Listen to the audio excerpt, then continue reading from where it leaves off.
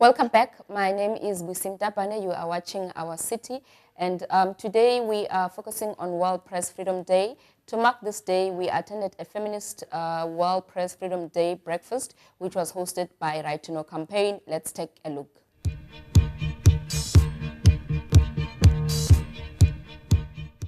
World Press Freedom Day takes place on the 3rd of May to commemorate the basic principle of press freedom, which is to promote media independence. It gives citizens the opportunity to have their stories covered through the media from a range of perspectives whose voices might often be excluded from mainstream debates. To celebrate this day, Right to Know campaign hosted an intersectional feminist breakfast which took place at the Society for the Blind in Salt River. Good morning, everyone. My name is Zelda. I'm from Swetsisonge.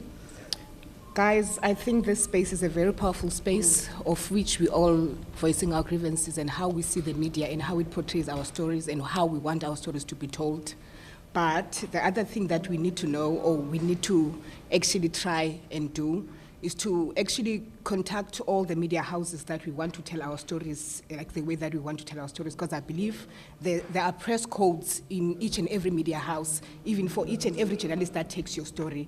That means if one writes your story in a biased way or writes your story in a way that stigmatizes you, you can even have ways to report how you want your story to be told.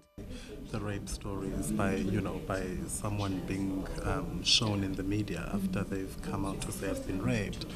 But I was actually more shocked because I linked it with what's happening now, and what we are still faced with today is the fact of women being portrayed as lesser than men in the media, and that's the one. And also, I feel that the old patriarchal stereotype of women's place being in the kitchen, barefoot and pregnant, is kind of perpetuated in various spaces.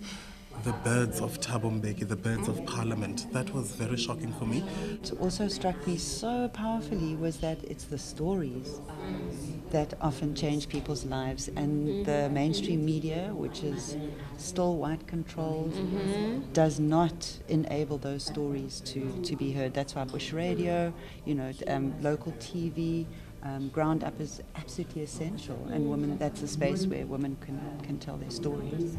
I mean, those stories where women who left abusive situations, because they read those stories in the paper about other women that had done it. So it's that power of how we appropriate that media or create our own media.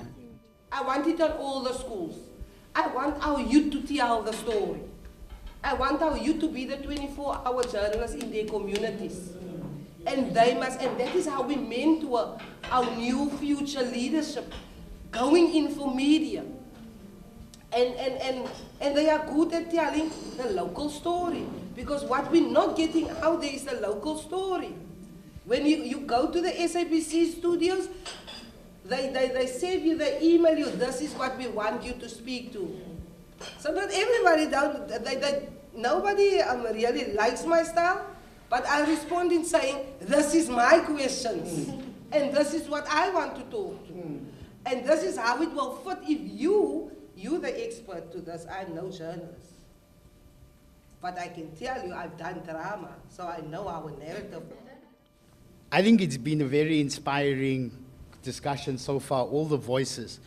For me, the one point I wanted to make is that the word the media is a very dangerous word, because it hides patriarchy and it hides oppression.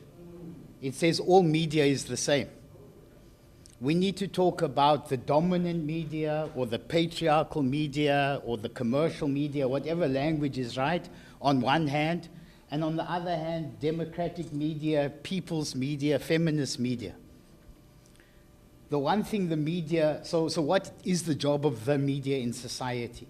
The job of the dominant media is to manufacture consent, to get us all to believe that change is impossible, the situation is hopeless, and we've got no power except to sit on our bums and go shopping. And scared. There is huge mistrust between the community and police. Some residents believe the American gang murdered Nathaniel. They say police are protecting the gangsters while police continue to imply that this is suicide. The ward councillor I'm not surprised, but I still find it very, it doesn't sit well with me that in most reports, the ward councillor was quoted as the voice of authority. And even though he doesn't state it as a fact, but the fact that he is quoted as saying that unfortunately, Nathaniel lives in the center between two gangs in Bonteheuwel. Despite efforts by the community to stop this, the number of kids dying is alarming and should be a warning to everyone.